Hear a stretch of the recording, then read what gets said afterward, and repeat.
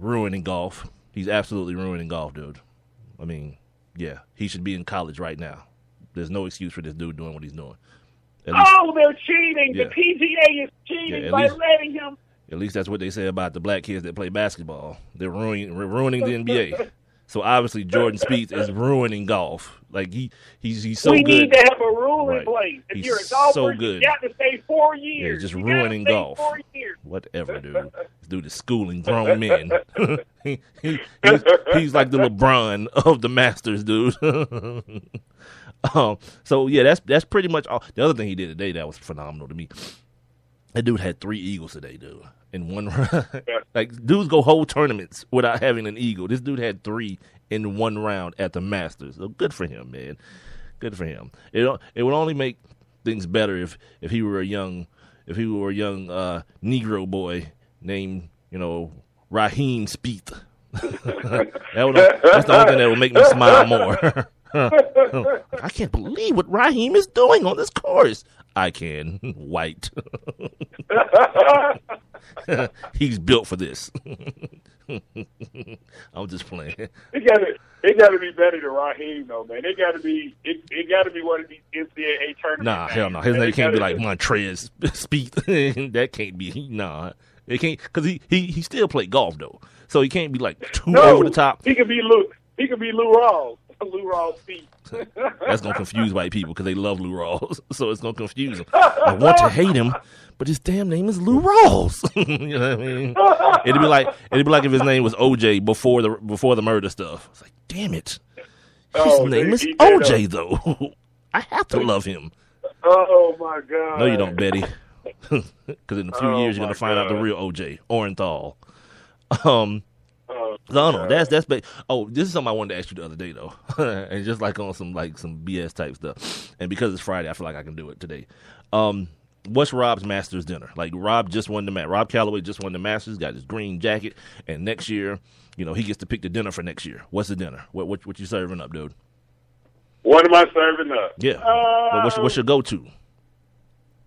Speaking of, before you say that, I want to let everybody know that your guy Bubba wanted to serve Waffle House, dude. They told him he couldn't. They told him he couldn't, and they made up some little BS excuse like, because Waffle House is a franchise. That's not why. You dudes didn't want Waffle House on the Augusta campus or grounds, right. Dude. That's why. Because they carry that stuff like, they'll take the irons and everything. Yeah. Like, dude, they've been to the radio station and make waffles and everything for people. So, Bubba wanted Waffle House, cuz I would have loved that. Well, okay. So now that you giving me the rules that I can't, have somebody catering. Yeah, dude, you can't be like Ruth Chris or nothing like that. It's got to be like, you got to put together the meal. Like his meal. Okay, for example, his meal was it was grilled chicken, macaroni and cheese. Not macaroni and cheese. Mashed potatoes. Some vegetable, and he had what is it called? Confetti cake for dessert. So like a meal. You got to put together the meal, like the meal and dessert. All right. Okay, well, here we go. Barbecue. Probably, yeah, we do some ribs. Swine or beef? Where we going? We going post. Absolutely. Get everybody blood pressure sky high before the first hole. We do some ribs. We do some macaroni, baked beans, coleslaw, and King Hawaiian rolls, and iced tea. Word. What's the dessert? What we having for dessert? Sweet potato pie. Oh, yeah. That's kind of odd, though. Like, sweet potato pie with barbecue. That's usually like a holiday thing. But whatever, doesn't matter. You're black. No. Or if I could have my mom make the cake, I'd have her make that homemade key lime pound cake from scratch. Yeah, dude. Of course you can. They just bring her in, put her in one of those white aprons. She'll fit right in with the rest of the dudes back there. Rest of the folks back there helping out. I like to thank my mama back in the back. Right, exactly. Oh, I'm sorry, Mr. Calloway. We didn't know. What you mean you didn't know? You saw me hug her and kiss her when she walked in. Well, we just thought, Yeah. You do that for all right. I thought that's what you people do. You know, with your daps and your all that kind of stuff. We didn't know. Meanwhile, mom's in the back with her hairnet on, sweating like a mother. Oh, it's Friday, ladies and gentlemen, right here on the Sports Kings podcast. I am Big Mike. He's Rob Calloway. We're being heard via Spreaker.com. Oh, I'm making them. Oh, yeah, dude. I'm making them dudes spin out. I'm talking about. I need some lobsters flown in, pimp. I need, from Maine to Augusta, Georgia. I need the lobsters flown in. I need some of that. What's that stuff called? That beef. That with Kobe beef. Yeah, but the beef that the company that'll freeze dry the beef and send it to you. What's the company called? The place that you know what I'm talking about. That Kelly and Michael use. Yeah, exactly. Fly that in too. Omaha Steak. Omaha. Fly it in. Need that in my life. I need some fresh, like green broccoli, just barely touched. You know what I mean? Put some butter, a little bit of salt on there. That's the meal. Simple and plain. Then for dessert, what I'm looking at for dessert? Yeah, some red velvet. I need some red velvet. Red velvet. Yeah, and just so they don't think I keep it real, so they think I don't keep it real. Yeah, Kool-Aid. We drinking Kool-Aid. What's like red? Red. Red or grape. Or both, actually. Yeah, and I get to make it. Because I don't want nobody following the instructions. That's stupid. Yeah, basically what I need is some Kool-Aid in my sugar. That's what I need. Right. Yeah, color my sugar. Right. That's what I color need. My sugar water. Yeah, and that's what we having at the Masters. Mm-hmm. Oh, boy. That Kool-Aid would be an all-time great at the Masters. Oh, yeah. He would be talking about that for years. Blood pressure sky high. Y'all remember when that dude from Decatur had to make Kool-Aid? Mm-hmm. Everybody walk up out of there with straight diabetes, except me, because, we're immune.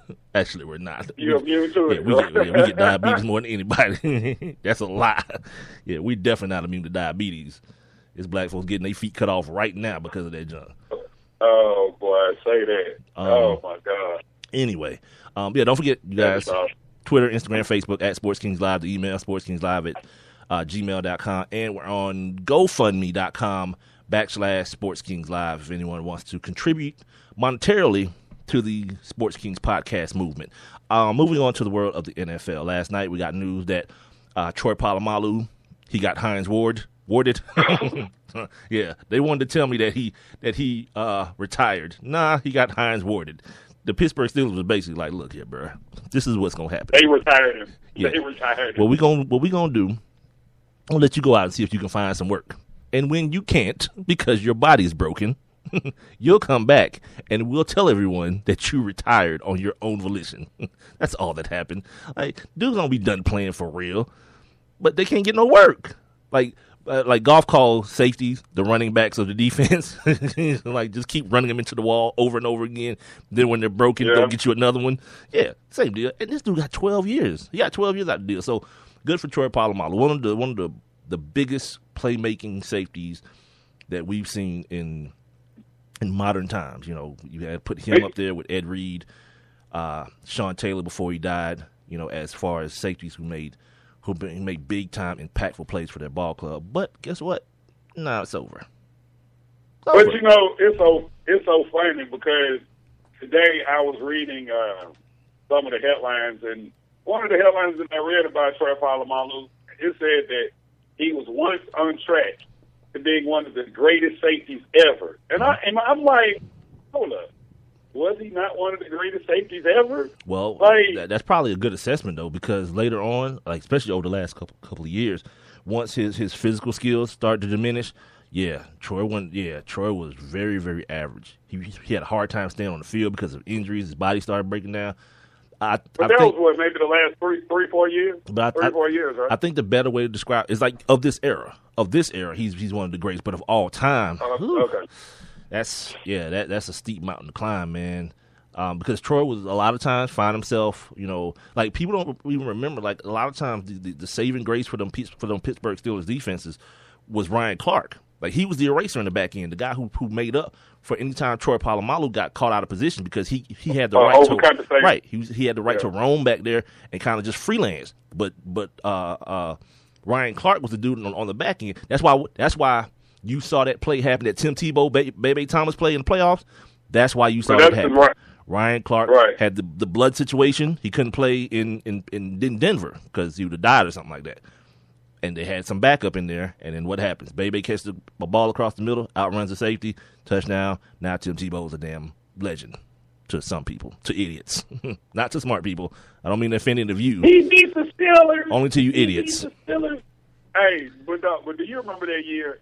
And I guess it was that year that Tim Tebow was putting up great fantasy numbers, and Dean Reed, the other guy that used to be a part of this, had Tim Tebow and never will put him in the game. Yeah. That's what I was just talking about. I wasn't talking to the smart people, only the idiots. Oh, speaking of my weekend, you about to go ahead because you about to slam Dean Reed again. Go ahead. No, I'm not. I was just about to say he made all kind of hella trades to get Tim Tebow, right? Yeah, he traded me. Remember, I picked him up. Yeah, I traded him for like 2 running backs or something like that. Right.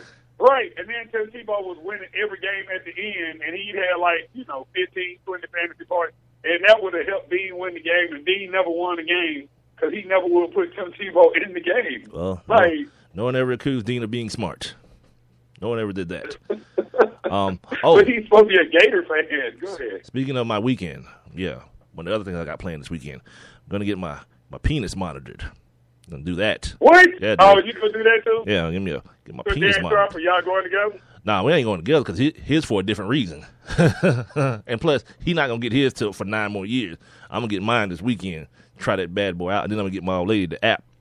so that there's an alert. An alert pops up on her phone every time. Boy, you so stupid. Yeah, dude. you want to hear the sound it's gonna make when the app go off? You damn right. Every time. Mike God. Is ready. Yeah, I was reading it. I was like, that don't sound like a bad move. But here's the thing I don't understand. Oh, okay, if you don't know what I'm talking about. Darren Sharper, once he gets out of jail, he's going to have his penis monitored. It even sounds funny when I say it. I'm such a child, I know. He's going to have his penis monitored. Oh, that's funny. That's funny, dude. Okay, let me read exactly what it says because maybe I'll do that better.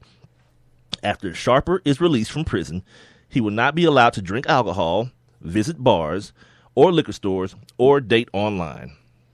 Meaning you can't catfish nobody. Because, he going to have to catfish him.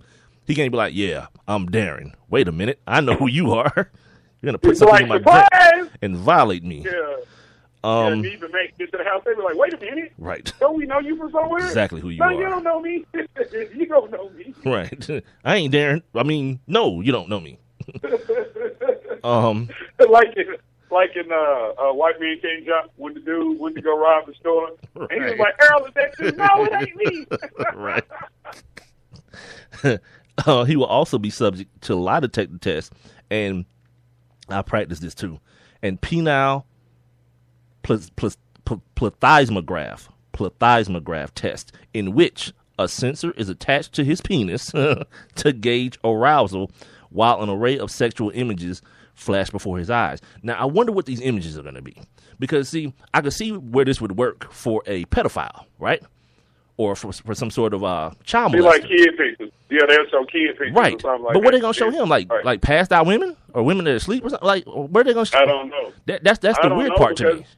I mean, because it's like, if it's a naked woman, like, the average dude is going to have some kind of reaction. Which is exactly why I'm getting one. Yeah, so I'm like, maybe what they didn't put in there, maybe they go give him one of those pills, dude. So, ladies, by Monday, you'll not only be able to follow us on Twitter, Instagram, and Facebook. I have my penis monitor app up for you guys to follow me on that as well. No, but you know what pills I'm talking. You know what pills I'm talking about? Yeah, it's called chemical castration, dude. I know exactly what you're talking about. Instead of actually cutting your junk off, they just give you a pill where you can't use them anymore.